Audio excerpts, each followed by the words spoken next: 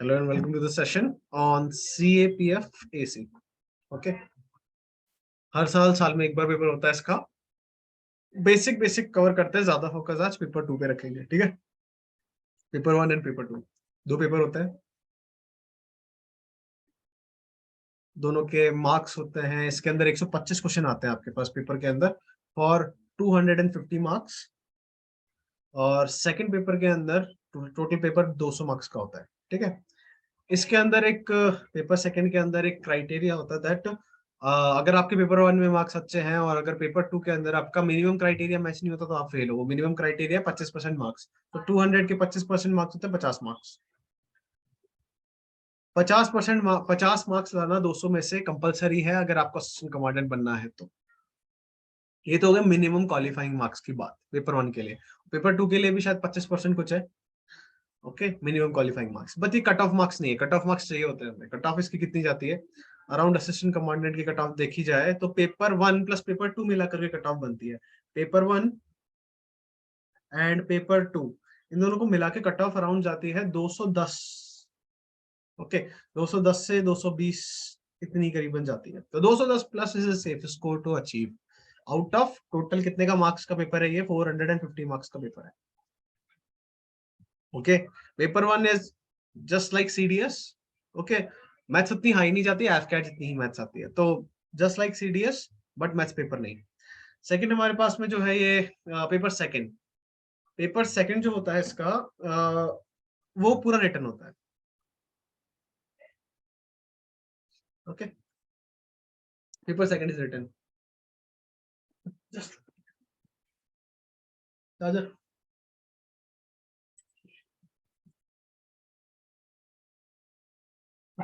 सो इसमें रिजर्वेशन है क्या? Yes, there is reservation. Unlike arm forces, बाकी कुछ छोड़ दो आप, आर्मी नेवी और एयरफोर्स, इसके अंदर there is a criteria for reservation. Age limit ऐसी रहती है for general, there is an age limit of what is it, कितनी है इसमें? 25। आप जनरल वाले लोग सिर्फ 25 साल की उम्र तक इसका फॉर्म भर सकते हैं, ठीक है। OBC has an extension of 3 years, it means 28 तक दे सकते हैं अगर आपके पास कास्ट सर्टिफिकेट है तो।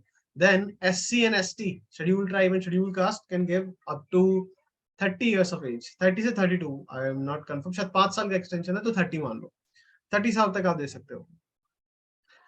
कट ऑफ सबका सेम बनता है, ठीक है, लगभग सेम ही बनता है ओबीसी और जनरल का cut off. So there is no difference in cut off, कोई चिंता की बात नहीं है, टेंशन मत लो कट ऑफ का, कट ऑफ सबका सेम है। मैं कहूंगा अगर सेफ स्कोर लेना है तो पेपर 2 प्लस पेपर 1 जो है ना, उसका सेफ स्कोर 230 का ट्राई करो। This is the most securest spot to be. EWS का नहीं है मेरे हिसाब से, ईडब्ल्यूएस का कोई रिजर्वेशन नहीं है, ओबीसी जनरल इनका रिजर्वेशन है इस हिसाब से, ठीक है। कट ऑफ की बात करते हैं, पेपर 1 प्लस पेपर 2 की जो कट ऑफ होती है वो अराउंड 100 200 105 जाती है, बट आई विल से कि 110 से 115 प्लस अगर आप मार्क्स लेकर के आ सकते हो तो आप सेफ स्पॉट में हो। और दूसरी बात, अनलाइक कमांड डिफेंस सर्विसेज जहाँ पे लोगों को मेरिट आउट कर दिया जाता है, यहाँ पे नहीं करते। यहाँ पे टोटल इंडिया में से जितने भी लोग देने वाले हैं, 5.5 लाख कुछ लोग देंगे, आईएएस के एस्पायरेंट्स भी देते हैं, तो 5.5 लाख लोगों में से ये लोग रिटर्न के अंदर भी ज्यादा क्लियर नहीं करते। रिटर्न की लिस्ट जो आएगी उसमें 1200 1300 नाम आते हैं टोटल मिलाकर। इनमें से आधे लोग तो फिजिकल एफिशिएंसी टेस्ट को फेल कर देते हैं, है easy for arm forces people, but आधे लोग इसी में फेल हो जाते हैं, पीएटी में, फिजिकल एबिलिटी टेस्ट, उसमें बाहर हो जाता है। तो इनमें से जितने बचते हैं वो 600 कुछ लोग, उनमें से फिर इंटरव्यू होता है, इंटरव्यू में से जो मार्क्स आते हैं वो सब, और डॉक्यूमेंट आउट भी बहुत होते हैं। तो इंटरव्यू के बाद में फिर ये लोग अच्छे ले लेते हैं। मतलब इसका मतलब ये है कि अगर आपके रिटर्न के अंदर मार्क्स अच्छे हैं तो आप मिठाई बांट सकते हो, इतना श्योरिटी होता है इसके अंदर। इंटरव्यू के मार्क्स एड ऑन होते हैं, मतलब एसएसबी नहीं है ना, तो इंटरव्यू मार्क्स बेस्ड है। 200 में से जितने आपको मार्क्स ला पाओ आप, इट्स गुड। मार्क्स अगर रिटर्न में बहुत ज्यादा अच्छे हैं तो फाइनल कट ऑफ में आप क्लियर हो जाओगे। इंटरव्यू में अगर मार्क्स थोड़े कम भी हैं तो चलेगा, ठीक है।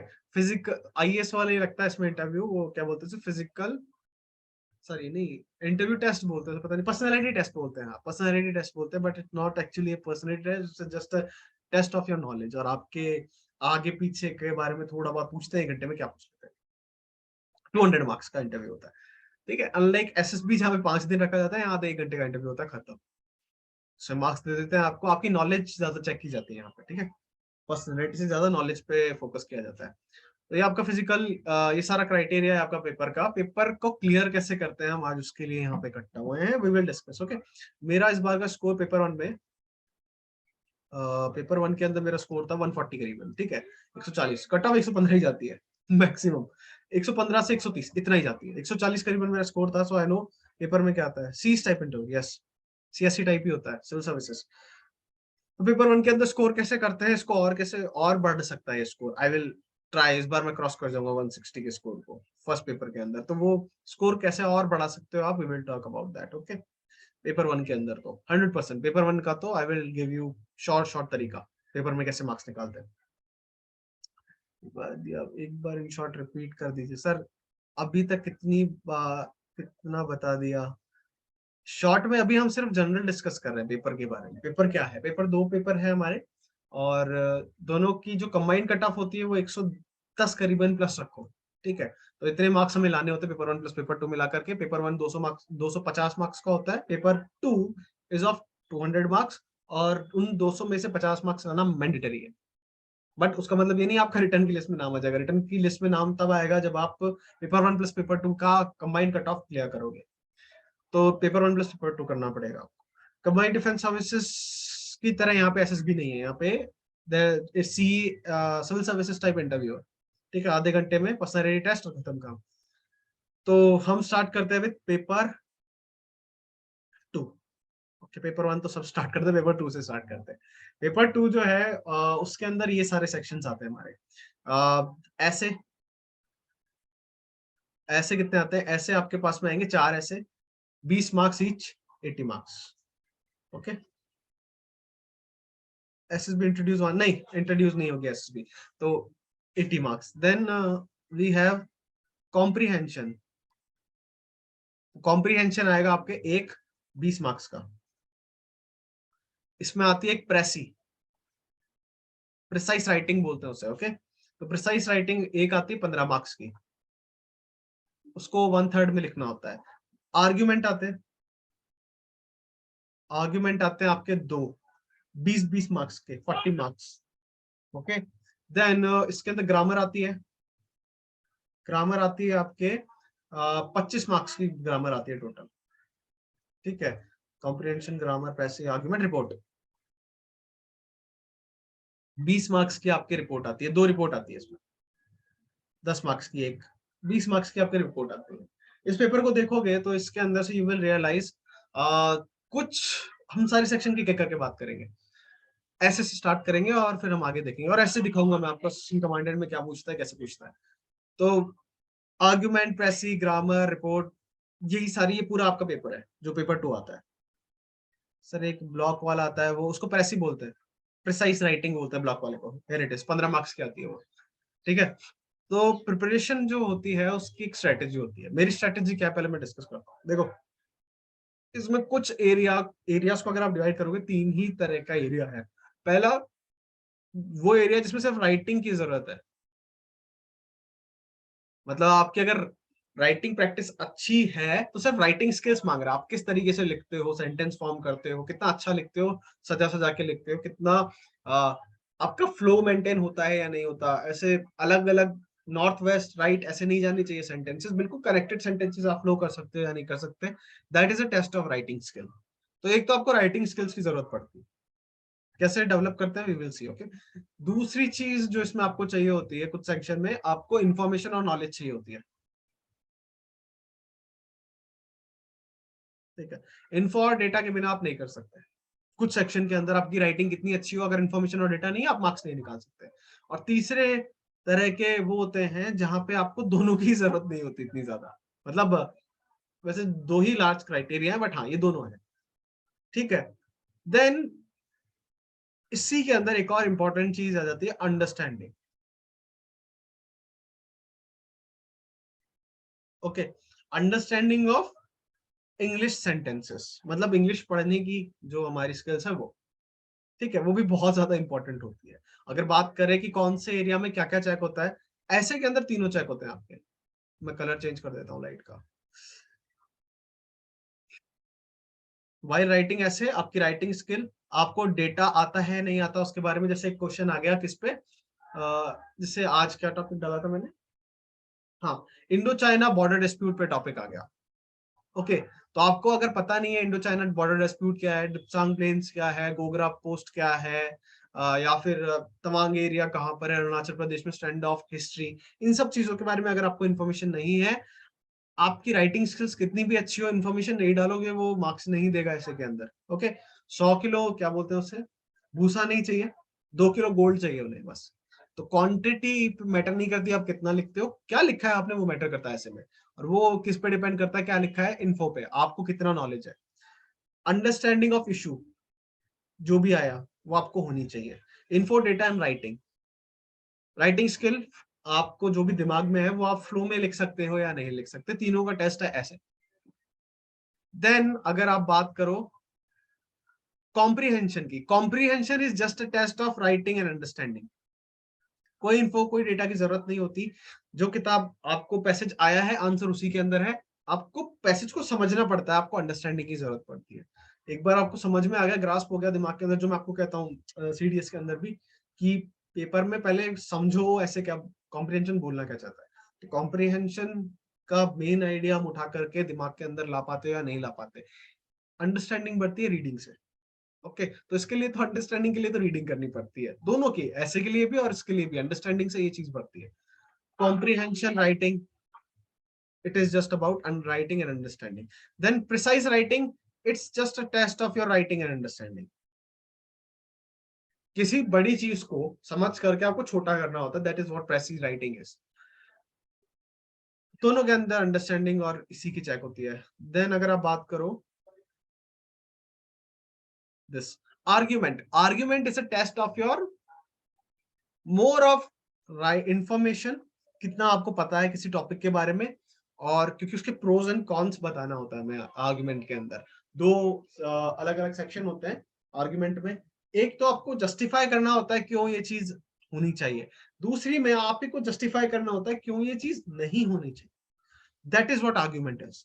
ओके, आर्ग्यूमेंट के मैं सैंपल आपको धीरे धीरे ग्रुप में प्रोवाइड करवाता जाऊंगा जिसको प्रॉब्लम होगी, ठीक है। हाँ मैं बताता हूँ। प्रेसी का अभी हम पेपर देखेंगे, पहले एक बार सब अंडरस्टैंड कर लो। देन आर्ग्यूमेंट में राइटिंग स्किल्स इतनी नहीं चाहिए, पॉइंट अगर दिमाग में है तो जनरल इंग्लिश आती है ना, लिखनी बहुत है, कोई फॉर्मेट नहीं होता है इसका आर्ग्यूमेंट का। थोड़ा सा टॉपिक का इंट्रोडक्शन, 4-5 पॉइंट आपने लिख दिए उसके, प्रोज क्यों होनी चाहिए ये चीज, क्यों नहीं होनी चाहिए ये चीज, मतलब जो कमियां हैं उस चीज की वो सारी लिख दी आपने, मेंशन कर दी, और लास्ट में कंक्लूड कर दिया। That is what argument is. तो राइटिंग स्किल्स इतनी ज्यादा नहीं चाहिए, लिखना तो आपको पड़ेगा, लिख के ही आना पेपर। तो राइटिंग स्किल ज्यादा नहीं चाहिए पर चाहिए। ऐसे कोई अरेंजमेंट फ्लो मेंटेन नहीं करना होता आर्ग्यूमेंट में। आपको अंडरस्टैंडिंग होनी चाहिए टॉपिक के बारे में। अगेन डेटा एंड इंफॉर्मेशन का ही पार्ट है अंडरस्टैंडिंग, एक तरीके से कि आपको टॉपिक के बारे में पता है या नहीं पता। ठीक है, तो argument is all about your data, कि आपको कितना पता है, आपकी अवेयरनेस कितनी ज्यादा है। ग्रामर टोटली, ये grammatical section is totally about reading. Reading से काम चल जाता है, बिलीव मी, मैं भी देके आया हूँ पेपर, और मैं भी करके आया था ग्रामर। ग्रामर पूरी न्यूज़पेपर बेस्ड, प्रोनाउन भरना, ये सब भरना, एक्टिव पैसिव कन्वर्ट करना, वो थोड़ा सा प्रैक्टिस का काम है, बाकी वो भी न्यूज़पेपर बेस्ड ही आते हैं। सो राइटिंग ग्रामर जो है ये नॉलेज चेक नहीं करती, इंफॉर्मेशन डेटा चेक नहीं करती, ओनली राइटिंग एंड राइटिंग जो है, सॉरी, इंफॉर्मेशन का ही टेस्ट है, बट बुकिश लैंग्वेज की इंपॉर्टेंस, ठीक है। रिपोर्ट राइटिंग के अंदर आपके तीनों आता है। रिपोर्ट राइटिंग के लिए एक फॉर्मेट होता है रिपोर्ट का, तो राइटिंग का टेस्ट है ये। ओके, इंफॉर्मेशन डेटा थोड़ा बहुत लगता है, अगर रिसेंट इंसिडेंट के ऊपर रिपोर्ट आ गई तो आपको डेटा और इंफॉर्मेशन लगेगी, लेकिन mostly it's a test of your writing skills. Report क्या होती है वो मैं दिखाता हूँ, रोज पढ़ते हैं बट हमें समझ में नहीं आता वो है क्या, वो रिपोर्ट ही है। न्यूज़पेपर के अंदर जो आपके इंसिडेंट के बारे में डिस्क्रिप्शन आता है, that is what a report is, और उसी फॉर्मेट में आपको एग्जाम में लिखना होता है।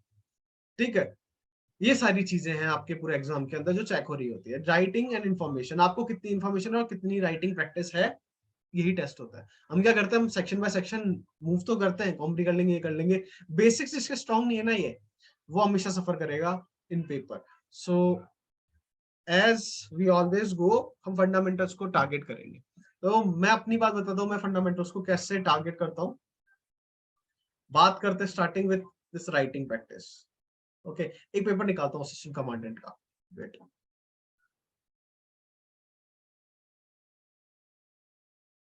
पेपर सेकंड निकालेंगे।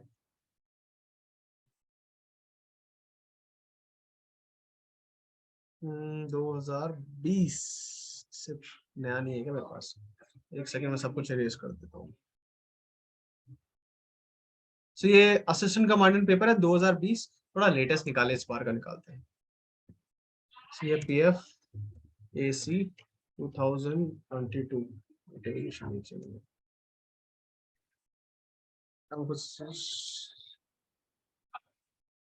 पेपर ऐसे कॉम्प्रिहेंशन, ये 2022 का पेपर है असिस्टेंट कमांडेंट का। ठीक है, एक एक सेक्शन बाय सेक्शन देखना। पहले आपके पास में आते हैं एसेस। एसेस कितने हैं इसके अंदर? 6 ऐसे आए हैं ऑप्शन में, लेकिन करने 4 ही होते हैं। ओके, इनमें से कोई भी 2 छोड़ सकते हो आप। तो पहला जो टॉपिक था ऐसे का, वो देखना, a campaign to save endangered species. इसके ऊपर आपको ऐसे लिखना था, the campaign to save the endangered species. Second ऐसे किस पे लिखना था, what can be done to stop war. ये क्यों आया? बिकॉज यूक्रेन रशिया वॉर चालू है। ये वाला टॉपिक क्यों आया? बिकॉज बायोडाइवर्सिटी पे फोकस बहुत ज्यादा है, मीटिंग्स हो रही है। थर्ड, दी सी वाला, दी emerging presence of women in armed forces, ये टॉपिक क्यों आया? ये टॉपिक इसलिए आया बिकॉज उस टाइम पे पिछले साल रिसेंटली पहली बार विमेन ऑफिसर्स को एक रैंक के बाद में ऊपर जाने दिया गया। ठीक है, तो ये टॉपिक आया, एनडीए के अंदर एंट्री दी, इसलिए ये टॉपिक आया। ओके, तो ये भी न्यूज, ये तीनों जो है ये न्यूज़पेपर बेस्ड टॉपिक थे। अगला देखें, price rise cause and effect. ये क्या है? इन्फ्लेशन का टॉपिक था। क्यों आया? बिकॉज पूरे 1-1.5 साल से इन्फ्लेशन चल रहा है। ओके, तो ये टॉपिक इन्फ्लेशन के बारे में है। प्राइस राइज, उसके कॉजेस क्या है, इफेक्ट क्या है, एज सिंपल एज दैट। मैं रोज आपको कहता हूँ ये, हाँ, आरबीआई वाला, रोज आपको कहता हूँ इन्फ्लेशन क्या है, ये क्या है, इकोनॉमिक्स की रोज न्यूज भेजी जाती है इन्फ्लेशन पे। Next topic was synthesis of easterly wisdom and western science, a needed goal for humanity। ये थोड़ा फिलोसफिकल टॉपिक था, न्यूज़पेपर बेस्ड नहीं था, फिलोसफिकल टॉपिक था। Last one is the Indian arm forces are a combination of strategic thinking and timely action. ये topic क्यों आया? This topic is about strategic commands. जो आर्म फोर्सेस का theatre command बनाने की बात हुई थी, ऑब्वियसली उसी के बारे में पूछ रहा है, how theatre commands can better coordinate action with strategic thinking. Theatre command का क्वेश्चन है मोर और लेस। तो 5 टॉपिक जो थे ऐसे के, वो कहां से थे? रिसेंट न्यूज से थे, और कहीं से भी नहीं थे। ये तो मेरे सर में भी आया था, सेम क्वेश्चन ऑन इन्फ्लेशन। तो 1 question, 2 question, 3 question, 4 question, 5 question सिर्फ न्यूज़पेपर के थे। ओके, कहां से? रीसेंट न्यूज से। मैं एक बार पेन की इंक चेंज कर देता हूँ, कलर। तो रीसेंट न्यूज से हमारा जो है क्वेश्चन आता है, पिछले साल का पेपर दोगे, you will realise the same trend. भैया ये भी बैड लग है।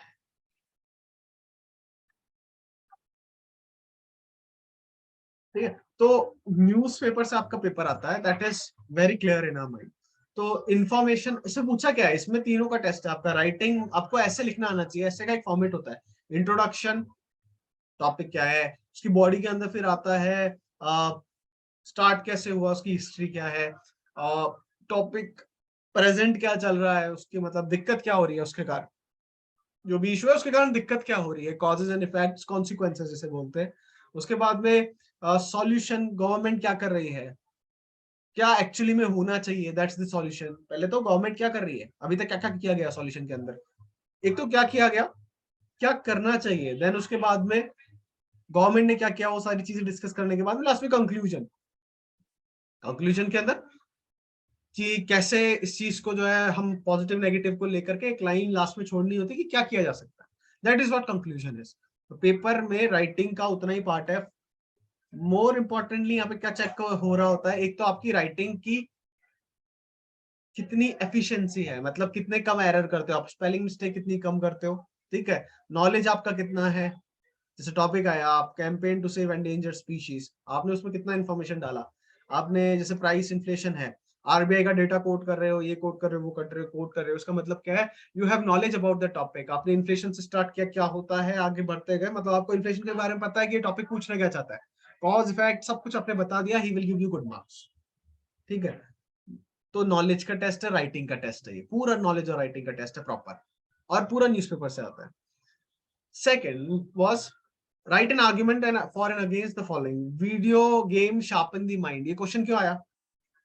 बिकॉज पिछले साल गवर्नमेंट ने एक कमिटी बनाई थी फॉर, और उसको क्या बोलते हैं, AVG committee, audio visual gaming और कॉमिक, ऐसे एवीजीसी नाम से कमिटी थी। आपके करंट अफेयर्स में डाली है, उसका कमिटी को हेड कौन करता था? चंद्रा चंद्रा कुछ के था, अनूप चंद्रा नहीं, चंद्रा है, that is I am confirm, last में उसकी कमिटी के हेड में। हाँ, तो उसके लिए कमेटी बनाई थी, वो कमेटी यही चीज को डिस्कस कर रही थी। तो आपको इसलिए क्वेश्चन आया एग्जाम के अंदर बिकॉज ये लेटेस्ट था। तमिलनाडु गवर्नमेंट पबजी बैन कर रही थी, ये सारे गवर्नमेंट जो अपनी पबजी के ऊपर बैन लगा रहे थे, दूसरी बार फिर से पबजी पे बैन लगाया। करंट में था टॉपिक, और कुछ भी नहीं था, इसलिए यहाँ पे पूछा। किस फॉर्म में पूछा? आर्ग्यूमेंट। आर्ग्यूमेंट में क्या करना होता है? प्रोज बताने होते हैं, फिर इसी को आपको समझाना पड़ता है कॉन्स क्या है। जैसे प्रोज के अंदर क्या है? प्रो आपका माइंड एंड बॉडी कोऑर्डिनेशन सही करते हैं गेम्स, ओके, आपकी स्ट्रेटेजिक थिंकिंग को बढ़ाते हैं, डेवलप करते हैं माइंड को, okay, it is just like chess.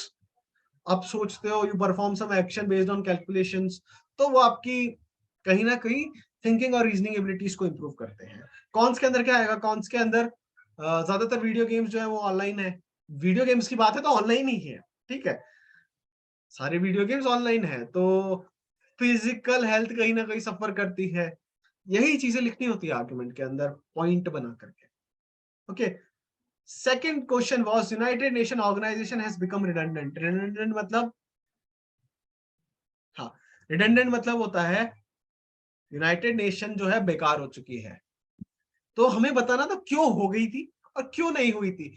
तो क्वेश्चन मोर और लेस यही पूछ रहा है, यूएन रिफॉर्म्स, जो यूनाइटेड नेशंस को रिफॉर्म्स की जरूरत है, which is a latest topic. तो अभी तक जो हमने देखा, हम्म, अभी तक हमने जो भी देखा उसमें हमने पता लगा कि जो ऐसे के टॉपिक्स है वो न्यूज से आते हैं, और जो आर्ग्यूमेंट है उसके टॉपिक्स भी न्यूज से ही आते हैं, ठीक है। और आर्ग्यूमेंट में राइटिंग की इतनी जरूरत नहीं होती है, कोई फॉर्मेट वॉर्मेट नहीं होता है, पॉइंट बाय पॉइंट लिखना होता है, first second third fourth, justify and move on, ठीक है। नॉलेज ज्यादा चाहिए होती है टॉपिक के बारे में, ऐसे के अंदर नॉलेज भी चाहिए होती है और राइटिंग प्रैक्टिस भी चाहिए होती है, एक फ्लो होता है, एक उसकी बॉडी होती है, उसको मेंटेन करना पड़ता है। और plus there is a limit also कि कितने आप उसका लिख सकते हो। ऐसे 300 वर्ड से ऊपर आप लिखोगे नेगेटिव मार्किंग में जाएगा, उसने जब स्ट्रिक्टली बोला है कि 300 वर्ड्स से ऊपर मत लिखना, तो आपको नहीं लिखना है 300 वर्ड से ऊपर ना। Next was right the report on following about 200 word each. Report क्या होती है? Report is a factual description of an event. तो क्वेश्चन क्या था? Evidence of fellow feeling during the Covid pandemic. तो आपको एविडेंस देने हैं एक्चुअली में। फेलो फीलिंग मतलब अंदर से जो खालीपन लगता है कोविड पेंडेमिक के टाइम पे, उसके बारे में आपको जो है एविडेंसेस देने थे, पूरा रिपोर्ट जस्टिफाई करना था। रिपोर्ट क्या होते हैं? 300 वर्ड से ज्यादा पढ़ा ही नहीं, 300 वर्ड तो लिखने पड़ते हैं ऐसे में, ठीक है। Next was B, in green energy progress in India.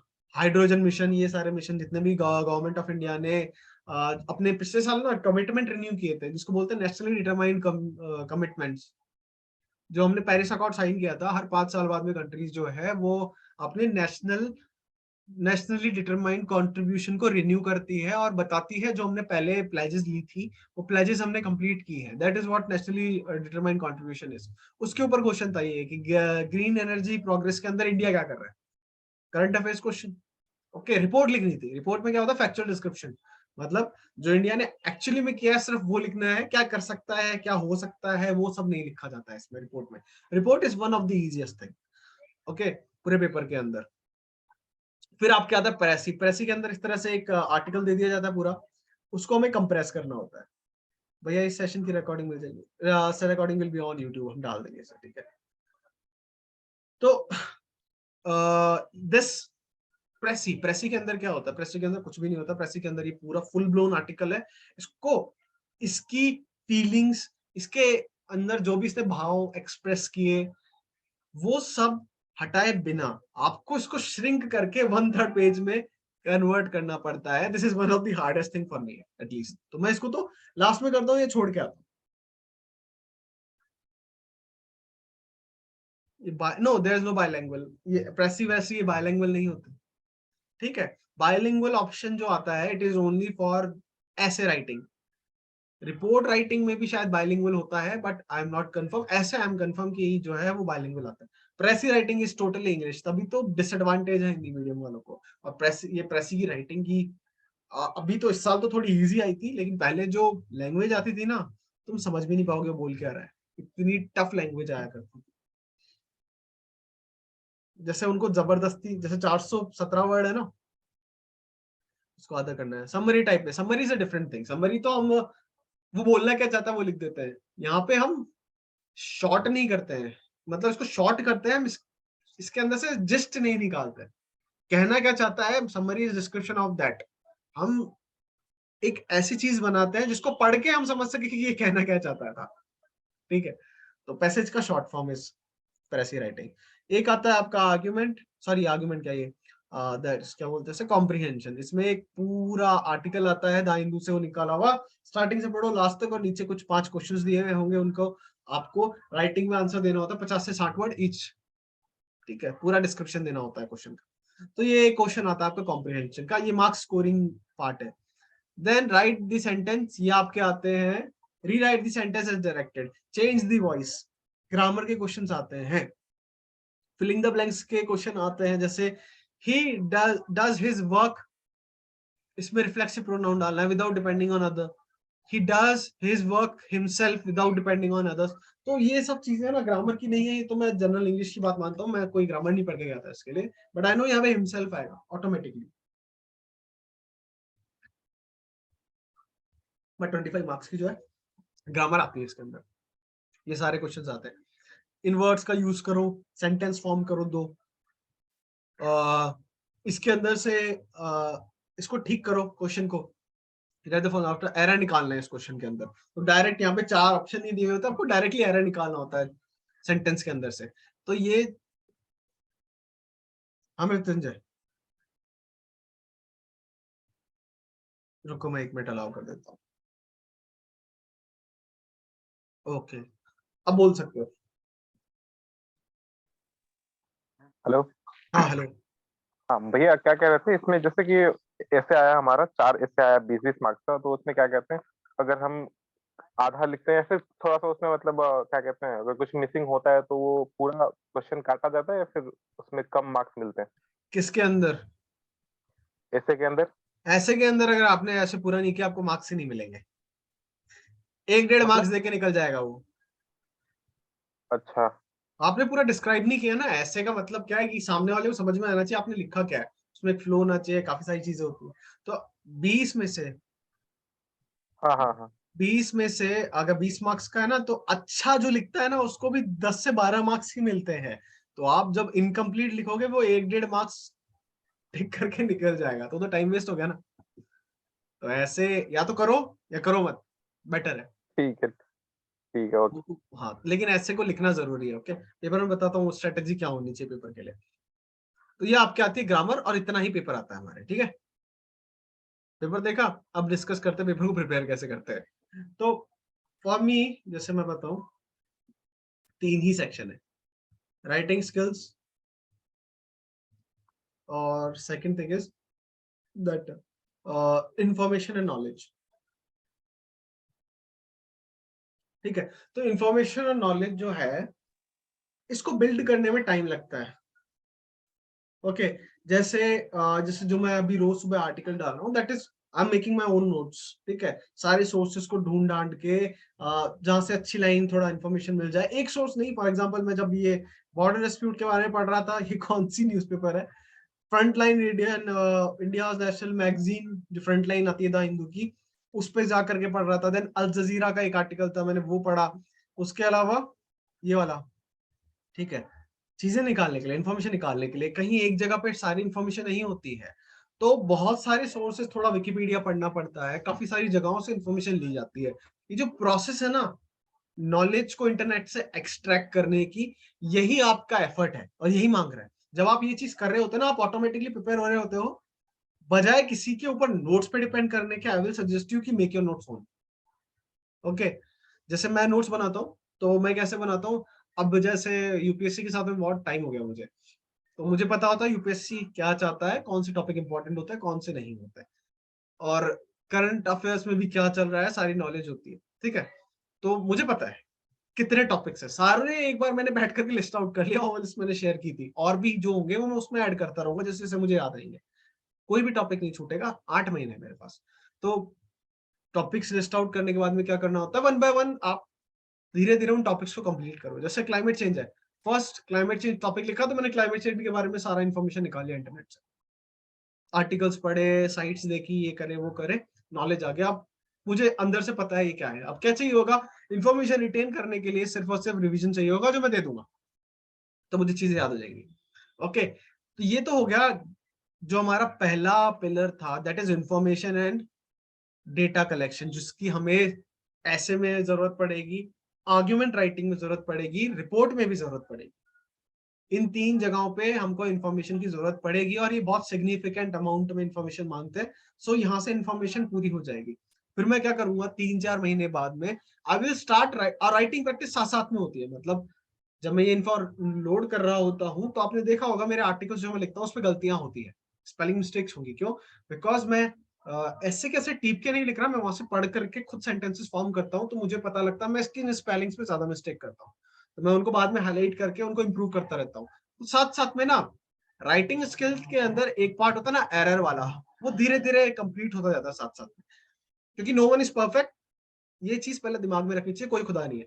तो गलती सबसे होती है, बट सुधारना है गलती को, प्रैक्टिस का काम वही होता है। तो एरर सेक्शन, जितनी भी स्पेलिंग मिस्टेक्स है वो धीरे धीरे होगी, तो वो ठीक हो जाएगी टाइम के साथ में। फिर मेरे पास में क्या बचेगा, जैसे ऐसे है, ऐसे रिक्वायर्स एक फॉर्मेट चाहिए होता है ऐसे को, तो फॉर्मेट प्रैक्टिसिंग चलेगी, पर उसके लिए भी बस इन्फॉर्मेशन तो होना चाहिए। लिखूंगा तो बाद में ना, दिमाग में पहले पता तो वो टॉपिक क्या है, फिर लिखूंगा ना। तो इन्फॉर्मेशन इज फर्स्ट पार्ट जो बिल्ड करना बहुत जरूरी होता है। 3-4 महीने लगेंगे मुझे। वैसे ज्यादातर चीजों की इन्फॉर्मेशन तो है बेसिक बेसिक, बट एग्जैक्ट एक कहे ना, एक तो आपके पास रिसोर्सेज है, बटा हुआ है, आपका पैसा है सबके पास में, एक वो पैसा जब तक आपके पास में नहीं आ जाए ना, तब तक आप नहीं कह सकते कि मेरे पास इतना पैसा है। ओके, तो वही है, इंफॉर्मेशन बटी हुई है इंटरनेट पे, पता है मुझे इंटरनेट में जो भी हो रहा है रिसेंट चीजें, बट वो इन्फॉर्मेशन एग्जैक्टली कलेक्ट होकर के एक जगह पे जब तक नहीं आ जाती है और मैं उसे नहीं पढ़ लेता, तब तक आई कैन नॉट से कि मुझे सारी चीजें पता है। ओके, तो वही अभी मैं कर रहा हूँ। इंटरनेट से सारी इन्फॉर्मेशन निकालो, एक जगह पे नोट्स बनाओ, इन्फो कलेक्ट करो। इन्फॉर्मेशन एक बार कलेक्ट हो गई, पहला पिलर सॉल्व है। सेकंड इज राइटिंग, एरर ठीक करो। राइटिंग के अंदर फिर क्या है, फॉर्मेटिंग ही तो है। फॉर्मेट तो 2-4 बार, मतलब 1 महीने की प्रैक्टिस के अंदर चीजें फॉर्मेट में लिखना आ जाती, ऐसे राइटिंग आ जाएगी उससे। ठीक है, तीसरा इसमें बचता है ऐसे राइटिंग। अगर आपका राइटिंग और इन्फो ठीक हो गया, तो यही तो मांग रहा है। ग्रामर सेक्शन क्या है, पूरा मान भी लो तो 1 महीने का ग्रामर है, बहुत डीप पढ़ लिया तो, और नहीं पढ़, मैं बुक्स बताता हूँ, और नहीं पढ़ा तो भी पेपर हो जाता है, बिलीव मी। ठीक है, हो जाता है पेपर, बस थोड़ी सी प्रैक्टिस चाहिए प्रीवियस ईयर क्वेश्चंस की, और कुछ नहीं चाहिए होता। और रीडिंग जो है वो सबसे ज्यादा इंपॉर्टेंट है। तो रीडिंग तो ऑटोमेटिकली हो जाती है, जब यहाँ इन्फॉर्मेशन कलेक्ट करने निकलते हैं, तो पता नहीं कितने आर्टिकल रोज के पढ़ जाते हैं। ठीक है, तो रीडिंग भी ऑटोमेटिकली होती रहती है। लोगों को जिसको रीड करनी नहीं आती, वो इन्फॉर्मेशन एक्सट्रैक्ट नहीं कर सकता। जिस इंसान को द हिंदू का एक आर्टिकल पढ़ने में 15 से 20 मिनट लग रहे हैं, तो उसको आप कैसे, वो लोग होते हैं जो नोट फीडेड लोग होते हैं, किसी से नोट्स ले लिए, क्योंकि वो उनको उनके पास खुद के पास में दम नहीं होता कि वो जा करके इंटरनेट से एक पूरा आर्टिकल पढ़ करके उसमें से इंफॉर्मेशन एक्सट्रैक्ट कर सके, क्योंकि उसमें टाइम लगता है। समझ रहे हो? तो वो रीडिंग कहीं ना कहीं इफेक्ट करती है आपके इसको। सर यार, ये तो एसएसबी की जीडी लेक्चर है। हाँ, यही तो चीज है। एसएसबी के अंदर ये इन्फॉर्मेशन जो है, ये डायरेक्टली लेक्चरेट और जीडी की फॉर्म में पूछ ली जाती है। इसलिए मैं जब टॉपिक लिखता हूँ, मैं लिखता हूँ save it for SSB and your assistant commandant paper 2, because same चीज है। हाँ, टाइम लगता है, बट इफेक्टिव होता है। क्योंकि देखो, इंग्लिश पेपर जो है सीडीएस का, it is a test of your reading skill, nothing else. और SSB is a test of your information. And SSB and CDS English are both have common origin, that is reading. तो हम लोग क्या करते हैं ना, हम शॉर्टकट ढूंढते हैं, बट लास्ट में पता चलता है ये लॉन्ग शॉर्टकट नहीं था, ये लॉन्ग कट था। पहुंच तो आप रहे हो, कुछ पहुंच जाते हैं, कुछ नहीं पहुंच पाते, बट बहुत लोग तो नहीं पहुंचते, 99.9% नहीं पहुंचते, कुछ लोग तुक्के में पहुंच जाते हैं, but they when they look तो उन्हें पता चलता है ये शॉर्टकट नहीं था, ये लॉन्ग कट था। पहुंचते पहुंचते बहुत टाइम लग गया। अगर डायरेक्टली रीडिंग पे फोकस किया होता, इंफॉर्मेशन कलेक्शन पे फोकस किया होता खुद से, सेल्फ एफर्ट, तो जल्दी होता। किसी से नोट्स लेकर के आप प्रिपेयर करोगे, बहुत डिले होगा। नोट्स क्या कब आपको सप्लीमेंट कर सकते हैं, जैसे आपने अपना एफर्ट दे लिया कि हाँ इंडिया चाइना बॉर्डर है, डिस्प्यूट के बारे में आपने बहुत पढ़ा, आपको एक कॉमन हेडलाइन तो मिल गई, नाउ किसी के नोट्स ले लिए, उसमें कुछ और अच्छी इंफॉर्मेशन मिल गई, तब वो वर्थ इट है। क्यों? बिकॉज वो आपको एड ऑन कर रहे हैं, आपको सप्लीमेंट कर रहे हैं, आपको स्पून फीड नहीं कर रहे हैं, तो spoon feeding is not allowed. Okay, I will not suggest you two spoon feed in case of assistant commandant, but I will share my notes उन लोगों के लिए जो सप्लीमेंट करना चाहते हैं। स्पून फीडिंग मत करना, एसएसबी वाले स्पून फीड कर सकते हैं, ठीक है, असिस्टेंट कमांडेंट वाले खुद का नॉलेज बेस खुद बनाओ, ठीक है, 2 लाइनें एक्स्ट्रा पढ़ोगे, ज्यादा इन्फॉर्मेशन मिलेगी।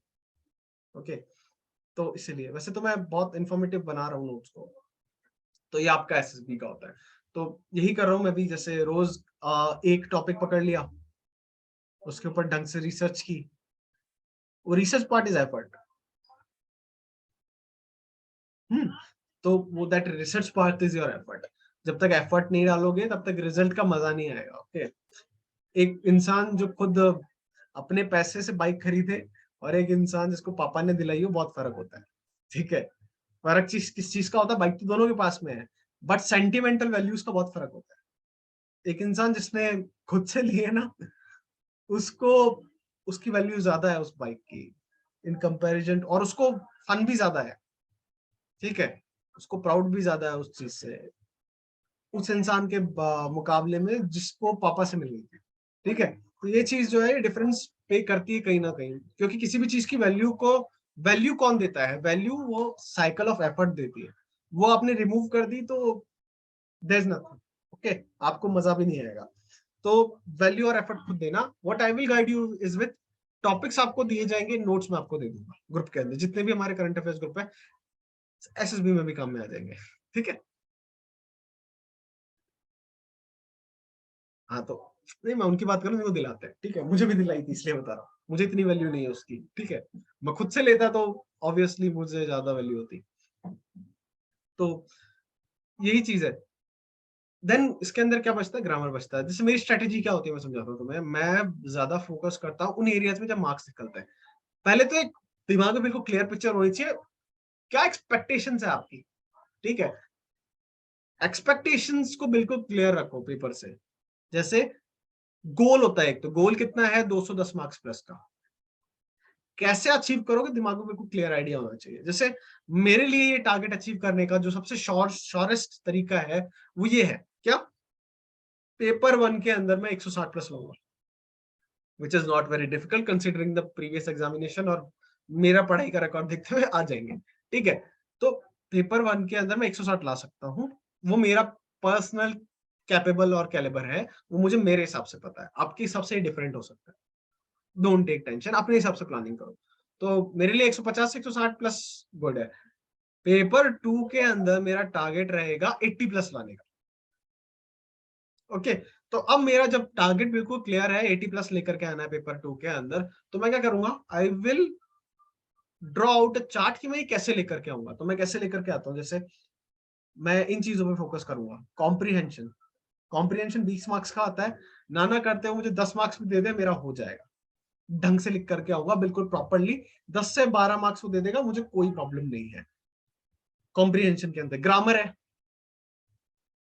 ग्रामर 25 मार्क्स की आती है, मैं अपना टारगेट रखूंगा कम से कम 20 मार्क्स आने चाहिए, इसके लिए प्रिपेयर करूंगा। आर्ग्यूमेंट है, ठीक है, तो आर्ग्यूमेंट 40 मार्क्स का आता है, 2 आर्ग्यूमेंट आता है। मुझे पता है मेरा नॉलेज बेस बहुत अच्छा है, ओके, और इसमें राइटिंग की इतनी परवाह नहीं होती है। इसमें बस आपके पॉइंट्स एकदम टू द पॉइंट होने चाहिए, और ऐसे लगने चाहिए कि कोई इंटेलेक्चुअल इंसान लिख रहा है।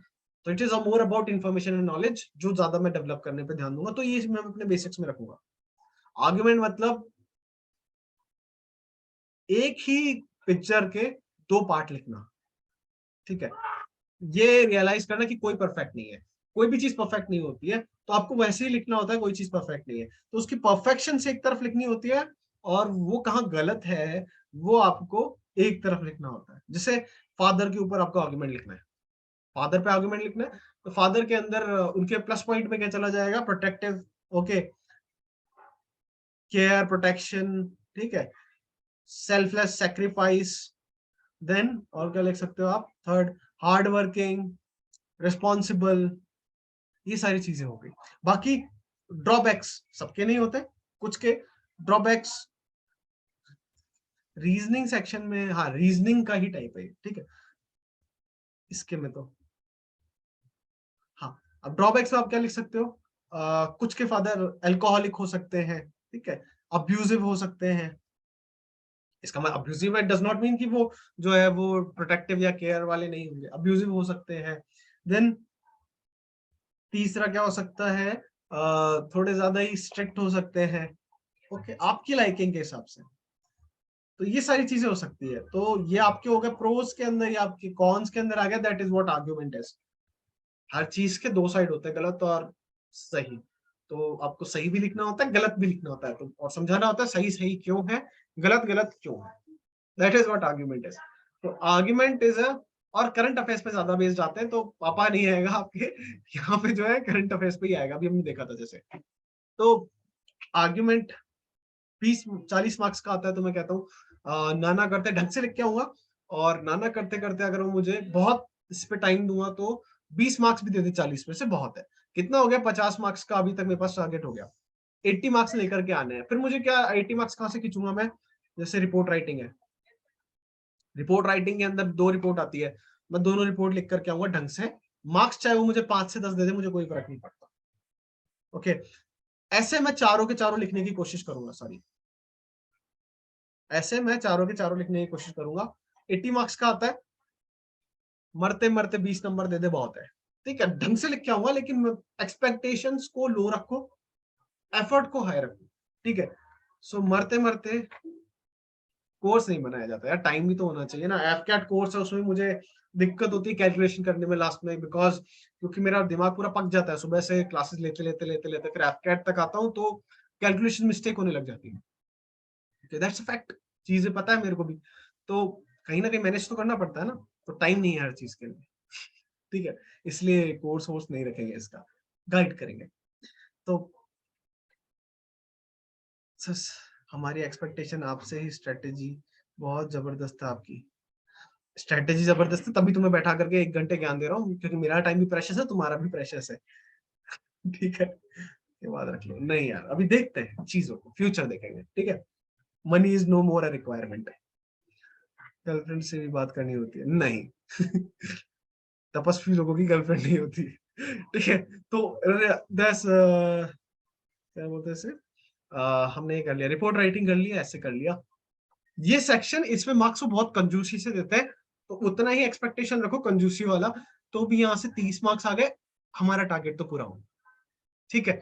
ये मेरी स्ट्रेटजी है जो मैं खुद फॉलो करूंगा, और हमने सब बेस लेवल पे लिया है, तो जो भी होगा अच्छा ही होगा, जितना भी आप करोगे इससे अच्छा ही मिलेगा आपको मार्क्स के अंदर, तो 80 मार्क्स लाना is not a very difficult thing, okay. तो पेपर के अंदर ये मेरी स्ट्रेटजी है जो आपके सामने है, और प्रेसी राइटिंग मैं नहीं करूंगा, बिकॉज मैं पहले चेक कर चुका हूँ, प्रेसी राइटिंग भगवान भरोसे आती है, क्योंकि अगर प्रेसी की लैंग्वेज इतनी टफ आ गई कि मैं उसको पढ़ूं और मेरे को प्रेसी समझने में साला 10 मिनट लग जाए, तो मैं अपने 10 मिनट पहले उसमें बर्बाद करूं, फिर मैं उसको छोटा करने में 10 मिनट बर्बाद करूं, फिर मैं उसको लिखने में 10 मिनट बर्बाद करूं, तो 30 मिनट अगर मैं एक प्रेसी को दूंगा, that's not a worth it time, जो मेरे को 15 मिनट 15 मार्क्स लेकर के आएगा, तो सिंपली मेरी स्ट्रेटेजी में वो कहीं पे भी नहीं आता। सेंटर कहाँ दोगे भैया, सारे वहां आ जाएंगे आपसे मिलने मेरा जयपुर ही रहता है सेंटर, जयपुर इज कैपिटल, तो मुझे कभी बाहर जाने की जरूरत नहीं। तो प्रेसी राइटिंग जो प्रिसाइज राइटिंग मैं नहीं करूंगा, आप करना चाहो तो कर सकते, मैं अपनी स्ट्रेटेजी बता रहा हूँ, सब कुछ बेस लेवल पे चल करके भी पेपर 2 को ऐसे क्लियर किया जा सकता है। और हमने तैयारी के टाइम पे, अभी जैसे स्वेट वाला टाइम अभी है, अभी जैसे 8 महीने हैं, तो स्वेटिंग अभी से शुरू कर दी है, मैं अभी से टॉपिक लिखना शुरू कर रहा हूँ, 2 महीने में सारे टॉपिक निपटा दूंगा, मतलब इन्फॉर्मेशन वाला पार्ट पूरा कंप्लीट कर लूंगा, 8 महीने 6 महीने 4 महीने जितना प्रैक्टिस कर सकता हूँ, राइटिंग हैबिट की ठीक हो जाएगी टाइम के साथ, ये मेरा प्लान है, और इस तरीके से मैं चीजों को इम्प्रूव करूंगा, ठीक है। गुड मृत्युंजय। तो ये हो गया पेपर 1 का प्लान, सॉरी पेपर 2 का प्लान। इसमें मैं आपकी कैसे हेल्प कर सकता हूँ? All the batches will receive notes, supplement की तरह यूज करना, ठीक है? रिसर्च खुद करो, चीजों के बारे में जानो, रोज न्यूज़पेपर पढ़ो। मैं रोज आपके लिए न्यूज डालता हूँ सुबह उठ करके, एक रीजन है, ठीक है? कोई कोई पैसा नहीं मिलता मुझे वहां से, और हर चीज पैसे के लिए की भी नहीं जाती, ठीक है? बैचेस है बहुत है, तो फिर भी सुबह रोज उसमें न्यूज डालना मेरी रिस्पॉन्सिबिलिटी रहती है। क्यों? बिकॉज जो एसएसबी वाले लोग हैं, जो सीएपीएफ वाले लोग हैं, जो सीडीएस वाले लोग हैं, उनको पता नहीं होता स्टार्टिंग में क्या इंपॉर्टेंट है, या फिर यूपीएससी की जो इतने साल में अंडरस्टैंडिंग आई है, वो अंडरस्टैंडिंग एक दिन में, एक साल में नहीं आती है लोगों को। तो उन लोगों को अगर सच में वो अंडरस्टैंडिंग मिल जाए तो उसे यूटिलाइज करना चाहिए, ठीक है? आप न्यूज़पेपर पढ़ोगे चोरी चकारी की न्यूज़ पढ़ के, या फिर कुछ दाएं बाएं का कुछ लिख दिया गवर्नमेंट से रिलेटेड, तो आप उसको पढ़ने लग जाते हो, बट वो इंपॉर्टेंट है ही नहीं, कोई नहीं पूछने वाला, तो टाइम बर्बाद नहीं होना चाहिए। हाँ, वही सारे टॉपिक्स है।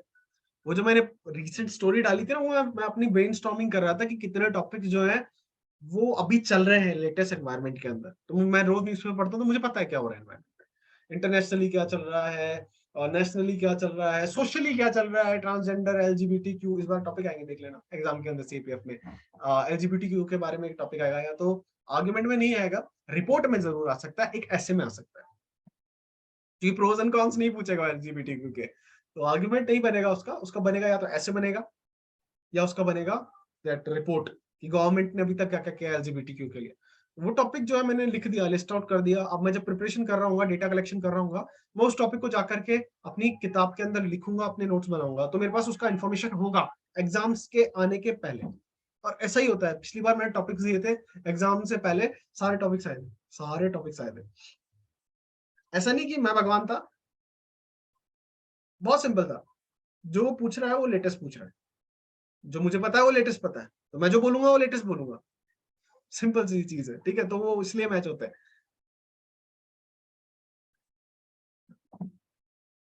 इन्फो के लिए फिक्स टॉपिक्स है, हाँ वही है, फिक्स है, ठीक है? पिछली बार वाले टॉपिक जो है ना, वो अभी भी आते हैं। असिस्टेंट कमांडेंट वाले जो लोग थे, फॉलो कर रहे थे, वो बोलते हैं भैया आप टॉपिक नहीं डालते आजकल, तो वो टॉपिक सब डालना शुरू करूंगा मैं, क्योंकि मैं अभी तक खुद प्रिपरेशन नहीं कर रहा था, तो मेरे पास टॉपिक्स नहीं थे। अब मैं खुद प्रिपरेशन करूंगा तो मेरे पास टॉपिक होता है, इसलिए मैं रोज स्टोरी डाल पाता हूँ, क्योंकि मैं खुद लिख रहा हूँ, ठीक है? तो वो पार्ट ऑफ दैट इकोसिस्टम उसको भी सस्टेन कर लेता है। एक चेन है, हर चीज के लिए एफर्ट देना जरूरी नहीं है। एक एफर्ट ऐसा जो सब पे काम में है, ऐसा एफर्ट दो, ठीक है? तो वो आपका काम हो गया। ऐसे वैसे का इन्फॉर्मेशन इन्फॉर्मेशन की टेंशन नहीं होती है, ऐसे इज इजी पार्ट। अगर आपको पता है कि एग्जाम में क्या लेना है, उसको पहले प्रिपेयर करके जाओ। मैं भी ऐसे पहले प्रिपेयर करके जाऊंगा इस बार। पेपर 1 की बात, चलो पेपर 1 कितने मार्क्स के लिए आता है? 125 क्वेश्चन आते हैं 250 मार्क्स के लिए, 120 150 मार्क्स एक क्वेश्चन, एक के मार्क्स। तो रीजनिंग और मैथ्स मिला लो तो 18 क्वेश्चन थे इस बार। मैथ्स मैथ्स के 18 क्वेश्चन थे, रीजनिंग और मैथ्स मिला लोगे तो 20 क्वेश्चन थे मैथ्स के। मैथ्स का लेवल क्या रहता है? मैथ्स का लेवल रहता है एफ कैट। अर्थमेटिक्स आती है, और एक चीज और आती है इसमें, परम्यूटेशन एंड कॉम्बिनेशन। अर्थमेटिक्स के साथ में परम्यूटेशन एंड कॉम्बिनेशन और ऐड कर दो, पीएनसी। बस ये आता है आपके, ना ट्रिग्नोमेट्री आती है ना कुछ नहीं आता। Time and work, speed and distance, यही क्वेश्चन आते हैं जो हम एफ कैट में कर रहे हैं। तो करवा दूंगा पेपर एफ कैट के अंदर 20 क्वेश्चन और 20 मार्क्स। 20 क्वेश्चंस की बात कर, ठीक है? मतलब 40 marks, 40 marks AFCAT maths. 20 question, 18 question were there exactly इस बार के पेपर के अंदर। मैं पेपर दिखा दूंगा अभी। और पॉलिटी, पॉलिटी का ट्रेंड वही रहता है, 15 क्वेश्चन करीबन करीबन, ठीक है? काफी स्कोरिंग है, yes. Polity, then we have geography. Geography के 20 से 22 क्वेश्चन रहते हैं। और दैट हिस्ट्री, 20 से 22 क्वेश्चन। और history, polity, geography, sciences 25 question तक आपको साइंस के भी मिलते हैं। 25 क्वेश्चन अराउंड आपको साइंस के मिल जाएंगे। बाकी बचे हुए जितने भी क्वेश्चन होते हैं वो करंट अफेयर्स के आते हैं। अब तो ये ना यार, एक चीज, एक बहुत लॉजिकल चीज है जो मुझे लगती है पर्सनली इस दुनिया के अंदर, हमने ना चीजों को इतना सिंप्लीफाई कर दिया, इतने टर्म्स दे दिए हैं कि वो टर्म्स देना ही प्रॉब्लम क्रिएट कर रहा है। फॉर एग्जाम्पल डिप्रेशन, पहले लोगों को परेशानी होती थी तो एक नाम नहीं था उनके पास में बताने के लिए उसको क्या कहते हैं, तो वो सोच के खत्म कर देते थे, वो डिप्रेशन अपने आप आता था, अपने आप निकल जाता था। फिर किसी दिन वेस्टर्नाइज किसी इंसान ने आकर के एक टर्म इंट्रोड्यूस किया, एंग्जाइटी एंड डिप्रेशन। ठीक है, तो अब लोगों को चाहे है नहीं है, वो अपने आप को एसोसिएट कर लेते हैं उससे कि मेरे को एंग्जाइटी है, मेरे को डिप्रेशन। भाई ये तो पहले भी हुआ करता था, परेशानी किसकी जिंदगी में नहीं है। ठीक है, थोड़ा प्रेशर आया दिमाग के ऊपर, आई एम डिप्रेस्ड, वर्ड देना बंद करो। सिमिलरली फॉर एग्जांपल सीडीएस के अंदर लोगों ने नाम देना चालू कर दिया। सीडीएस के अंदर मैथ्स आती है, एडवांस मैथ्स आती है, मेंसुरेशंस आते हैं। भाई मेंसुरेशन मुझे ना, मैं मैथ्स पूरी कंप्लीट कर चुका, मुझे अभी तक नहीं पता मेंसुरेशंस क्या होते थे। जब तक मैंने वो एक दिन सर्च मारा कि होते क्या है एग्जैक्टली, करता तो था मैं क्वेश्चंस, मुझे लैंग्वेज में नहीं पता था उनको क्या बोलते हैं। जैसे मैं जब उसका एफकेट के या फिर सीडीएस के लिए मैथ्स का वो भी करता हूँ ना एनालिसिस, तो मैं ये मेंसुरेशन ये सब नहीं देखता, मैं तो शेप्स डालता हूँ कि ये ट्रायंगल से आया था, ये सर्कल से आया था। अब वो एंगल से आया था या साइड से आया था, इट डज नॉट मैटर, वो टॉपिक सेम है तो मैं क्यों चेंज करूँ। तो लोगों ने ना जितना ज्यादा डिफाइन चीजों को करना शुरू कर दिया है ना, उतना चीजें कॉम्प्लेक्स होती जा रही है। ठीक है, एडवांस मैथ्स नाम ले दिया, ये नाम ले दिया, वो नाम ले दिया, कुछ भी नहीं है, मैथ्स है ना, that is what is. 10th maths है, सीडीएस के अंदर 10th मैथ्स है। हाँ, सीडीएस के पेपर जैसा ही है। हम कर रहे हैं ना, कमांड डिफेंस सर्विसेज के बैच के अंदर करते हैं, पॉलिटी पूरी कंप्लीट की है, ज्योग्राफी पूरी कंप्लीट की है, सीएपीएफ लेवल तक। हिस्ट्री नहीं करेंगे, हिस्ट्री नहीं करवाऊंगा मैं, तो हिस्ट्री से मॉडर्न करवाऊंगा। साइंसेस असिस्टेंट कमांडेंट लेवल तक करेंगे।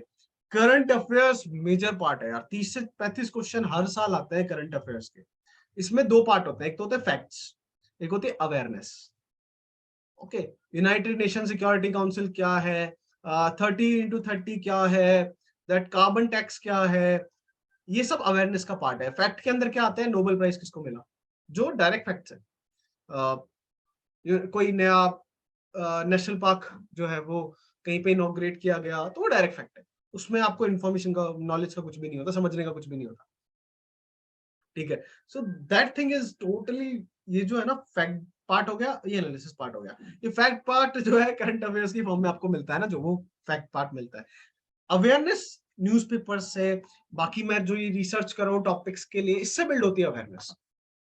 ओके, तो एग्जाम के अंदर अवेयरनेस और नॉलेज दोनों पार्ट होता है। तो जैसे जैसे आप वो प्रिपरेशन की जर्नी को कवर करते हो ना, जर्नी को शॉर्ट मत करो, जर्नी को कवर करो। जर्नी को कवर करोगे ना, सब चीजें सिस्टमैटिकली प्रिपेयर होती रहेगी। उसको शॉर्टन करने की कोशिश करोगे ना, तो देन अगेन शॉर्टकट ढूंढोगे, तो एक चीज तो चलो स्पेसिफिकली जो चीज थी वो तो ठीक होगी, लेकिन जो जर्नी के साइड की चीजें थी वो गायब हो गई। जैसे कि आज कोई टेलीपोर्टेशन को इन्वेंट कर देता है, ओके, और आपको जयपुर से हिमालयाज जाना है, ओके, तो यहाँ पे एक टेलीपोर्टेशन का गेट खोल दिया, एक हिमालयाज में खोल दिया, डायरेक्टली आपने स्विच कर दिया, that's a shortcut. But what about journey?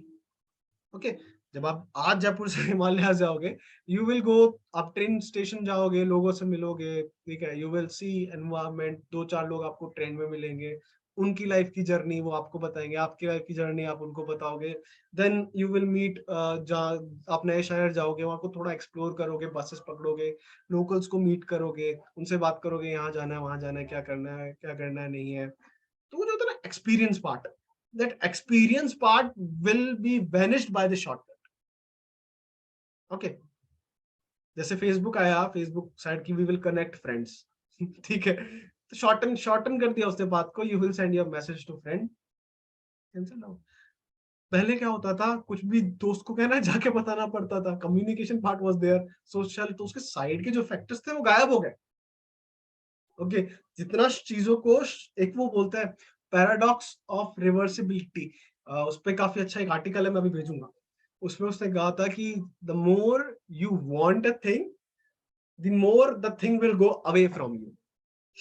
ठीक है, जिंदगी के अंदर, हाँ वही तो। उसने और काफी अच्छा एक्सप्लेन किया था, उसने उसने कहा था दैट हमारी रियल लाइफ स्टोरी से वो जानते हैं हम, ठीक है। For example take a friend, जिसकी कोई गर्लफ्रेंड है, ठीक है, ओके, आपकी भी हो सकती है, आई एम नॉट सेइंग कि आपकी नहीं है, बट लेट्स से एक पिक्चर करते हैं, किसी को पॉइंट आउट नहीं करते हैं। देयर इज अ फ्रेंड जिसकी कोई गर्लफ्रेंड है, ठीक है, लड़की से पूछ रहा हो किससे बटेगी। जो आ रहा है ना, जो एफर्ट दे रहा है, they don't want them, okay, उनको जरूरत नहीं है उनकी, what they want is what they want. ठीक है, तो आप जितना कोशिश करोगे यू विल फील लाइक चेप। ठीक है, और कुछ लोग जो दूर भाग रहे होते हैं ना, टॉक्सिक, दे वांट देम। तो this is paradox of reversibility. The more you want something, the more far way it will go. जितना डालोगे, ठीक है, तो देयर इज दिस। हाँ, यही होता है ना, the more money you want, you will not get your money. The more, वो कहते हैं ना, effort you will give, the more you will. तो अपने पहले तो एफर्ट्स को बिल्कुल डायरेक्ट करना, ढंग से शुरू करो। ये सारी चीजें जो है ऑटोमेटिकली मिलती है, नहीं मिलती तो कोई बात नहीं। ठीक है, ज्यादा जैसे एसएसबी है, जितना हार्डकोर रिपीटर आप होंगे उतने आपके चांसेस कम है एसएसबी में सेलेक्ट होने के। जितना जेन्युइनली आप वर्क कर रहे हो towards your personality, for example आप जॉब भी कर रहे हो, रिस्पॉन्सिबल भी हो, ठीक है, एथलीट भी रहे थे, ये सब कर लिया, then obviously you are better suited person for SSB. तो एसएसबी के अंदर जो एक इंसान जो साइड टेस्ट प्रैक्टिस करके गया है, एक इंसान जो जेन्युइनली अच्छी पर्सनैलिटी है, जिसकी बातचीत करने का तरीका, लोगों को समझाने का तरीका, लोगों को समझने का तरीका, ठीक है, फैमिली रिस्पॉन्सिबिलिटी उठा करके बैठा है, घर का काम, मतलब दुनिया जगत में जानते हैं लोग उससे, अच्छे से बात करता है लोगों से, उसके सेलेक्ट होने के चांसेस ज्यादा है।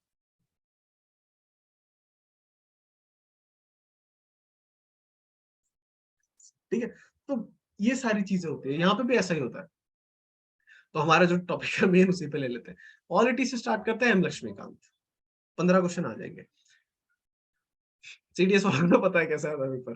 तो polity, then geography, we have geography के अंदर आपके 20 से 22 क्वेश्चन आते हैं, सारे question in 3 book, 4 book, 5 book आएंगी। मैं आपको नाम लिख देता हूँ। न्यूज या मैगजीन से काम चलता है, न्यूज़पेपर रोज पढ़ो bro. Depression termed in this people before them, ये तो सर दर्द हो रहा है यार। Yes definitely. जितना चीजों को डिफाइन करने की कोशिश करोगे ना, सीडीएस, हाँ CDS level, GK CDS level. Geography की किताबें बता देता हूँ मैं। 11th, पहले 10th NCERT basics, 11th 12th, 11th की 2 एनसीईआरटी आती है, फंडामेंटल्स एंड इंडिया। ठीक है, 12th के अंदर 2 किताबें आती है, फास्ट रीड में उसे कंप्लीट कर देना। ठीक है, एक तो वो ह्यूमन ज्योग्राफी आती है, और एक पीपल एंड इकोनॉमी नाम से आती है, तो वो ह्यूमन ज्योग्राफी आती है। एक और किताब मेरे को नाम याद नहीं है उसका, बट 12th में 2 किताबें हैं। आई कैन अश्योर यू, कोई जीसी लेऑन पढ़ने की जरूरत नहीं है। क्या बोलते हैं, जीसी लेओंग या लियोन, मेरे को नहीं पता उसका असली नाम क्या है, मैंने कभी खरीदी नहीं ना, इसलिए जीसी नाम से किताब आती है फॉर रेफरेंस। तो वो किताब जो है खरीदने की जरूरत नहीं, that book is a waste of time. वही वही, ठीक है, तो वो किताब वेस्ट ऑफ टाइम है, मत करो। पर्सनल एक्सपीरियंस से बता रहा हूँ, कंबाइंड डिफेंस सर्विसेज में भी क्वेश्चन काफी किए हैं, असिस्टेंट कमांडेंट में भी क्वेश्चन काफी किए हैं। सिर्फ इन किताबों पर फोकस करो, और कुछ नहीं करना। the more complicate you will do things, things उतनी कॉम्प्लिकेट होती जाएंगी, और लास्ट में आपको पता चलेगा ये भी पढ़ ली, वो भी पढ़ ली, ये भी पढ़ ली, नहीं चाहिए थी भाई। ठीक है, 11th 12th was more than sufficient. 6 to 12th में 8 मंथ्स निकल जाएंगे, बस 10 11, हाँ ठीक है, तो वो बर्बाद मत करो। 6 to 12th करने की जरूरत नहीं है, सब अपने आप कवर हो जाएगा 11 12 से। बिलीव मी, मैंने 6 से 6ठी से लेकर 12वीं तक सारी किताबें पढ़ी है बैच में। ठीक है, तो डोंट वरी। तो जेसी ले पढ़ने की जरूरत नहीं है, 11 12 का। Sciences, I will insist, be very focused on 9th and 10th NCERT।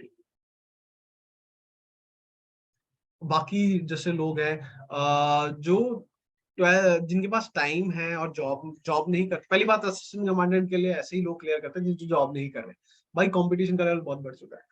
ठीक है, तो टाइम लगता है इनकी प्रिपरेशन में। कोई इंसान आईएएस बनते हैं, जॉब वाले भी आईएएस, बट रेयर लोग, बहुत रेयर हैं ये लोग। ठीक है, तो रेयरिटी में मिलेंगे आपको वो लोग जो जॉब के साथ असिस्टेंट कमांडेंट क्लियर करते हैं, बाकी सब लोग नल्ले ही हैं।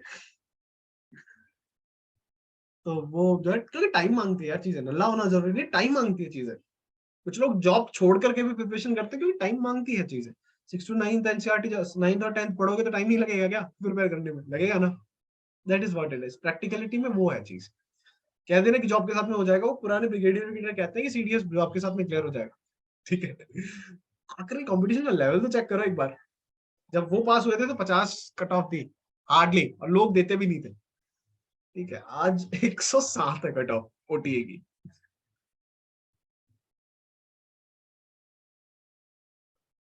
मुझे क्यों थोड़ा, ठीक है, नल्ले वो लोग होते हैं जो टाइम का ढंग से यूज नहीं कर रहे। टाइम होना नल्ला होना जरूरी नहीं है। एक टाइम है आपके पास में, आप जॉब नहीं कर रहे, बट आप नल्ले नहीं हो कब, जब आप अपने गोल के लिए ढंग से प्रिपेयर कर रहे हो। एक इंसान जो टाइम भी है, कुछ कर भी नहीं रहा है, वो नल्ला होता है। ठीक है, तो this is 9th 10th NCERT आप कंप्लीट कीजिए, और कुछ करने की जरूरत नहीं है। जो लोग जिनकी 11th और 12th साइंस से थी, वो एक काम कर सकते हो, साइंस के अंदर एक रीड लगा करके सिर्फ और सिर्फ फैक्ट्स निकाल लो, बाकी मैं दे दूंगा नहीं तो, ठीक है।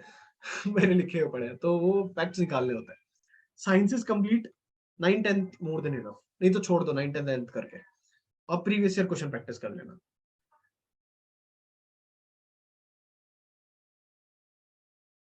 वो हमने सीडीएस के लिए यार डिस्कस किया था सेक्शन वाइज, मैं बता दूंगा लास्ट में।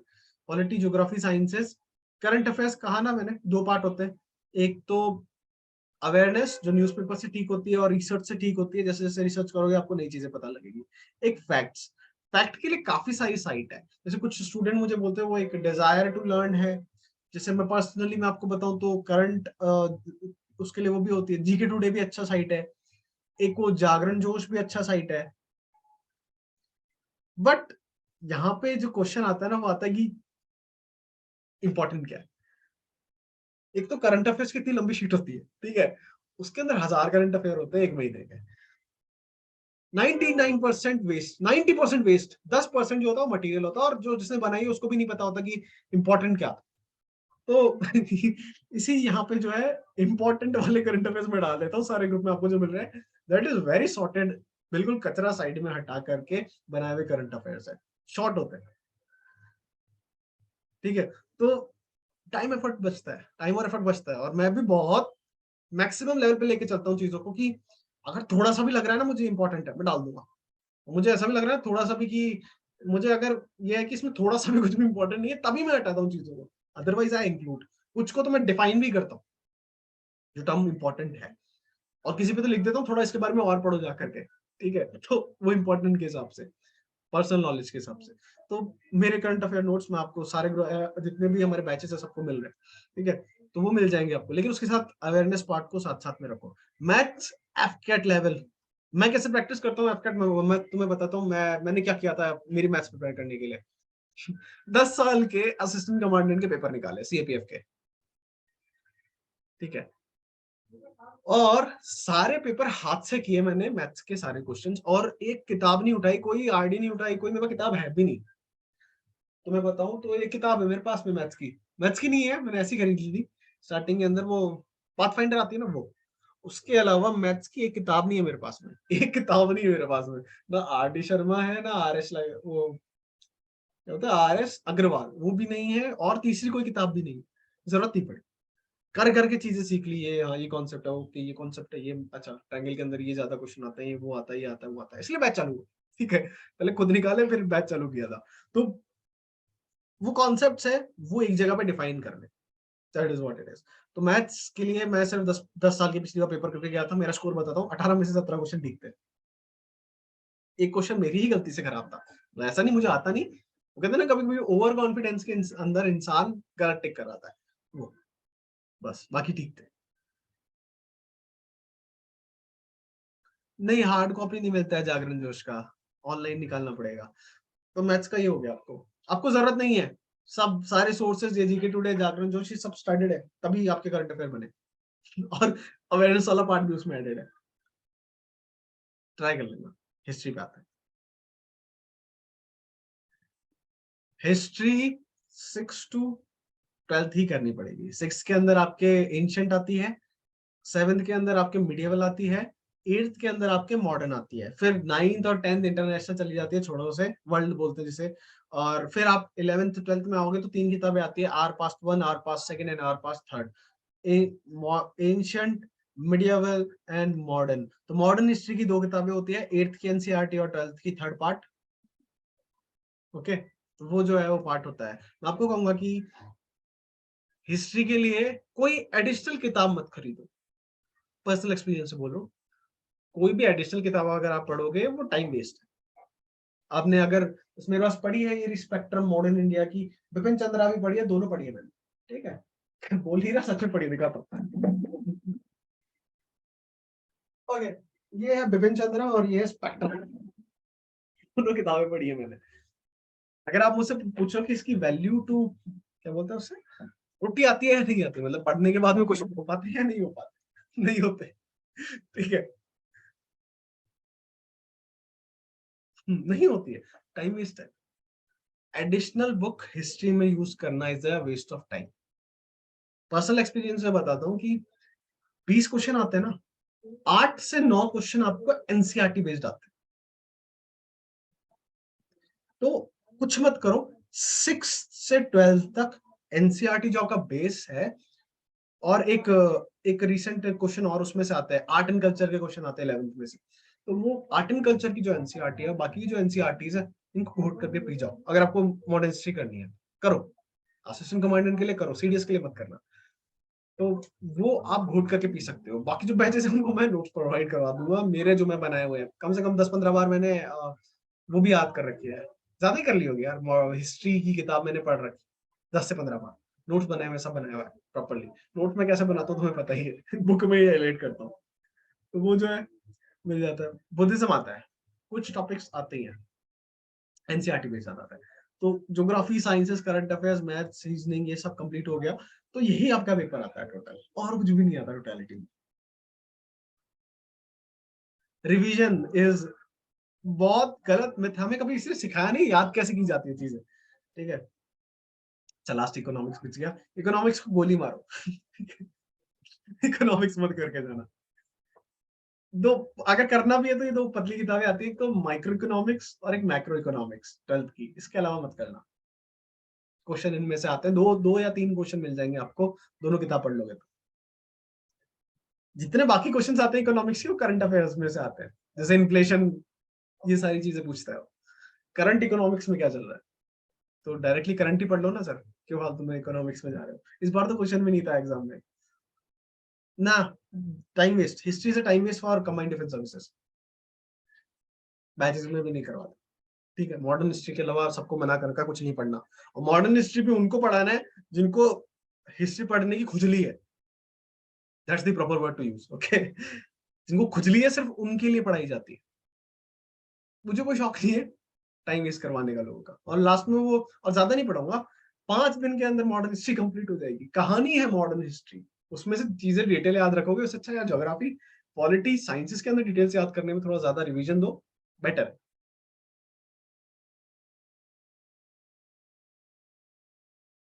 हाँ वही बात है, हिस्ट्री को डिलीट ही करना चाहिए। सर आप पढ़ाएंगे, हाँ मैं मॉडर्न हिस्ट्री पढ़ाऊंगा सीडीएस बैच को, मार्च के अंदर। तो modern history we will do. और मैंने तो सारी पढ़ी है एंशिएंट मिडिएवल, इसके बाद में मतलब एक और इंसान होता है ना, गलती कर दे, फिर वो आपको बोले कि इस यहाँ सामने गड्ढा है मत कूदो, ठीक है। तो मैं वो इंसान, वो मैं ये नहीं कह रहा कि दूसरों से सुन लिया कि ये गड्ढा है, इसमें मत कूदना।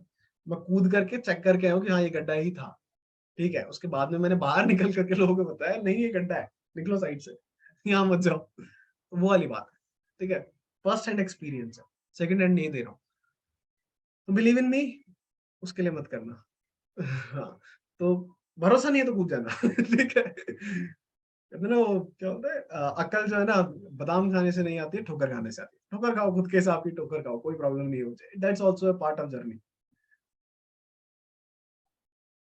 टेंशन